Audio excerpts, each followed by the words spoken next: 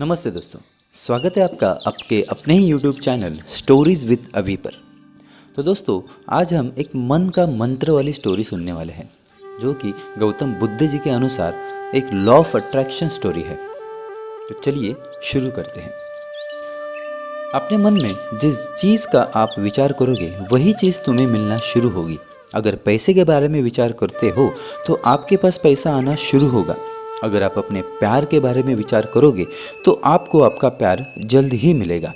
गौतम बुद्ध के अनुसार हम वही बनते हैं जो हम सोचते हैं। जिस तरह कोई व्यक्ति बुरी सोच के साथ बोलता या काम करता है तो उसे कष्ट ही मिलता है, वही यदि कोई व्यक्ति शुद्ध विचारों के साथ बोलता या काम करता है तो उसकी परछाई की तरह खुशी उसका साथ कभी नहीं छोड़ती है। तो दोस्तों, स्टोरी सुनने के लिए बने रहना अपने चैनल पे स्टोरीज विद अभी के साथ। तो शुरू करते हैं। गौतम बुद्ध की यह कहानी जो आज हम आपको बताने जा रहे हैं, इसे सुनने के बाद आप जीवन की सभी समस्याओं को चुटकियों में हल करने में सक्षम रहेंगे। दोस्तों, एक बार की बात है, महात्मा बुद्ध प्रवचन दे रहे थे। प्रवचन में आसपास के बहुत से लोग शामिल भी थे। सभी ध्यान से बुद्ध को सुन रहे थे। कुछ देर में प्रवचन समाप्त हो गया। तब लोगों ने बुद्ध को प्रणाम किया और अपने अपने घर को चल पड़े। पर एक युवक वहाँ पर ही बैठा रहा। बुद्ध की नज़र उस युवक पर पड़ी तो वे पूछ बैठे, क्या बात है वस्त, कोई जिज्ञासा है? युवक बुद्ध के पास गया और प्रणाम करके बोला, प्रभु, बहुत उलझन में हूँ। जितना इस बारे में सोचता हूँ उतना ही उलझ जाता हूँ। कैसी उलझन है वस्त? बुद्ध ने प्रश्न किया। युवक हाथ जोड़कर बोला, प्रभु, यह संसार कितना विशाल संसार है। संसार में लाखों करोड़ों लोग निवास करते हैं, उनमें भी एक से बढ़कर एक विद्वान कलाकार योद्धा। ऐसे में उन सब के बीच मुझ जैसे सामान्य प्राणी का क्या मूल्य है? युवक की बात सुनकर बुद्ध मुस्कुरा दिए। वे बोले, तुम्हारी जिज्ञासा का उत्तर मिल जाएगा, पर इसमें थोड़ा सा समय लगेगा। क्या तब तक मेरा एक छोटा सा काम कर सकते हो? प्रभु, यह तो मेरे लिए गर्व का विषय है कि मैं आपके काम आ सकूं। युवक ने पुनः अपने हाथ जोड़ दिए और कहा, आप आदेश करें प्रभु।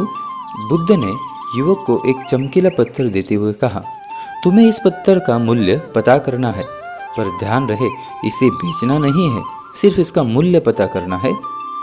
जैसी आज्ञा प्रभु। ऐसा कहते हुए युवक ने बुद्ध से वह पत्थर ले लिया। उसने एक बार फिर से उन्हें प्रणाम किया और बाजार की ओर चल पड़ा। बाजार वहाँ से ज़्यादा दूर नहीं था। युवक थोड़ी देर में वहाँ पहुँच गया।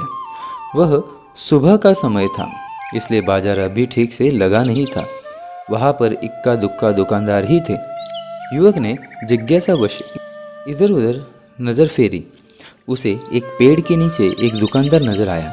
वह आम बेच रहा था। युवक उस दुकानदार के पास पहुंचा और उसे पत्थर दिखाते हुए बोला, क्या आप इस पत्थर की कीमत बता सकते हैं? दुकानदार एक चालाक व्यक्ति था। पत्थर की चमक देखकर वह समझ गया कि अवश्य यह कोई कीमती पत्थर है। वह बनावटी आवाज़ में बोला, देखने में तो कुछ खास नहीं लगता है, पर इसके बदले 10 आम दे सकता हूँ। दुकानदार की बात सुनकर युवक को हल्का सा क्रोध आ गया। वह मन ही मन बुधायर समझता है, इतना सुंदर पत्थर और इसका मूल्य सिर्फ 10 आम। अवश्य ही यह झूठ बोल रहा है। युवक को चुप देखकर दुकानदार बोल उठा, क्या कहते हो, निकालो आम। पर युवक ने दुकानदार को कोई जवाब नहीं दिया। वह चुपचाप आगे बढ़ गया। सामने एक सब्जी वाला अपनी सब्जी का दुकान सजा रहा था। युवक उसके पास पहुंचा और उसे पत्थर दिखाते हुए उसका मूल्य पूछा। उस पत्थर को देखकर सब्जी वाले की आंखें खुशी से चमक उठी। वह मन ही मन में सोचने लगा, यह पत्थर तो बहुत कीमती जान पड़ता है। अगर यह मुझे मिल जाए तो मज़ा ही आ जाएगा। क्या हुआ भाई, कहाँ खो गए? युवक ने दुकानदार की तंद्री तोड़ी। सब्जी वाला चौंकता हुआ बोला, कुछ नहीं, मैं तो बस मन ही मन इसकी कीमत की गणना कर रहा था। वैसे मैं इस पत्थर के बदले एक बोरी आलू दे सकता हूँ। सब्जी वाले के चेहरे की कुटिलता देखकर युवक समझ गया कि यह दुकानदार भी मुझे मूर्ख बना रहा है। मुझे किसी और से इसका मूल्य पता करना चाहिए। यह सोचता हुआ युवक आगे बढ़ गया। सब्जी वाले दुकानदार ने युवक को पीछे से आवाज़ लगाई, क्या हुआ भाई, अगर आपको यह मूल्य कम लग रहा है तो बताए तो सही। मैं इसका मूल्य और बढ़ा दूंगा। युवक ने उसकी बात पर ध्यान नहीं दिया। वह अब इधर उधर किसी ऐसे व्यक्ति को खोजने लगा जो जानकार हो और उस पत्थर की सही मूल्य बता सके।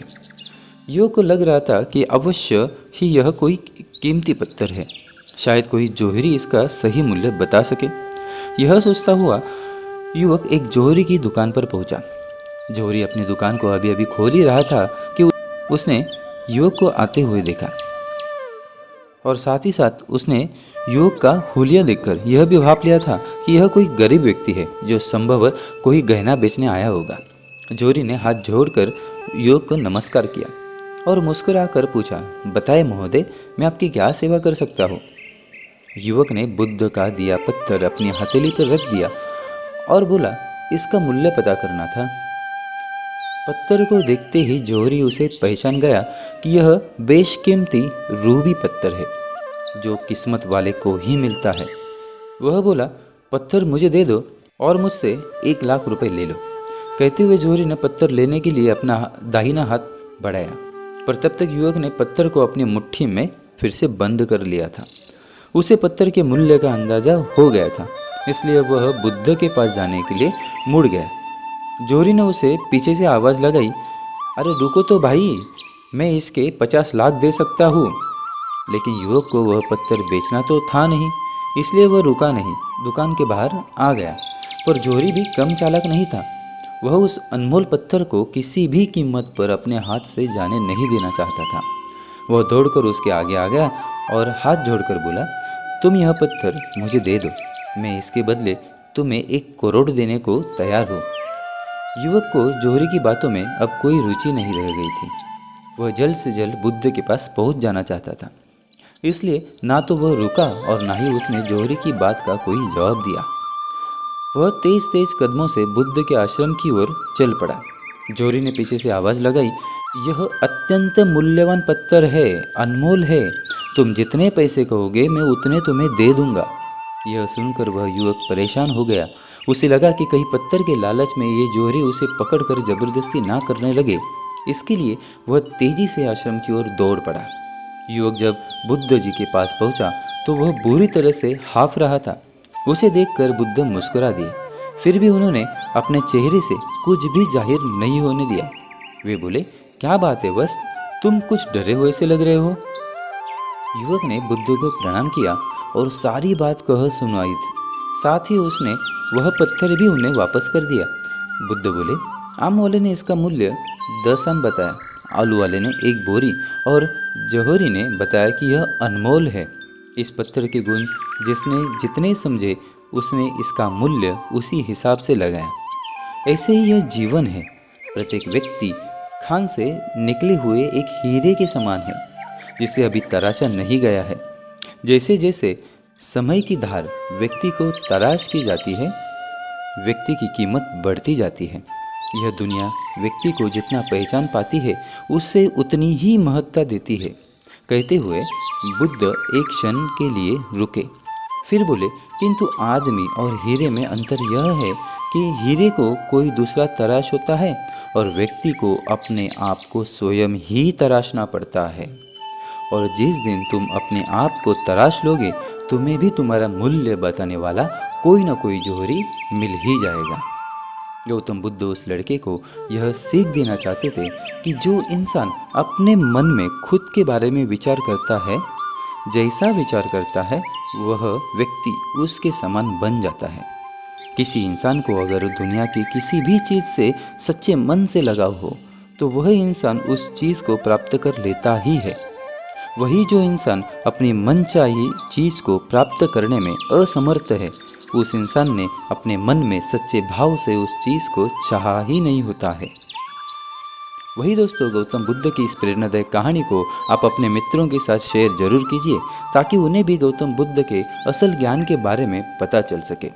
और कमेंट बॉक्स में नमो बुद्धाय लिखना ना भूलें। और अगर यह स्टोरी आपको पसंद आती है तो ज़रूर अपने चैनल को सब्सक्राइब करके बेल आइकॉन पे प्रेस करना ना भूलिएगा। धन्यवाद।